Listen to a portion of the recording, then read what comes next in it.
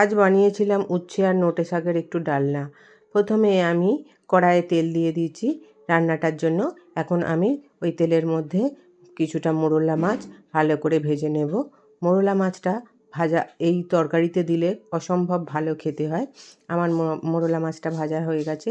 এখন ওই কড়াইয়ের মধ্যেই ওই তেলেই কিছুটা বড়ি আর উচ্ছেটা ভেজে নেব। উচ্ছেটা আর বড়িটা ভাজা হয়ে গেলে কিছুটা পরিমাণ তেল, একটু পাঁচ ফোড়ন আর আলু দিয়ে ভালো করে ভেজে নিয়ে ওপর থেকে দিয়ে দেবো মশলা। মশলায় ছিল আদা, জিরে, মৌরি আর ধনে। সমস্ত উপকরণ একসঙ্গে বেটে আমি ওই কড়াইয়ের মধ্যে দিয়ে দিয়েছি। তার মধ্যে দিয়ে দিলাম একটু বেগুন, লঙ্কার গুঁড়ো, হলুদ গুঁড়ো আর লবণ। সমস্ত উপকরণ দিয়ে তার মধ্যে দিয়ে দেবো শাকটা, দিয়ে এখন ভালো করে নেড়েচেড়ে আমি চাপা দিয়ে দেবো। সমস্ত কিছুই শাক সিদ্ধ হয়ে গেছে। ওপর থেকে দিয়ে দেবো আমি মৌরলা মাছ আর উচ্ছেটা। এখন আমার রান্নাটা রেডি হয়ে গেছে। এইভাবে একবার বানিয়ে খেয়ে দেখবেন।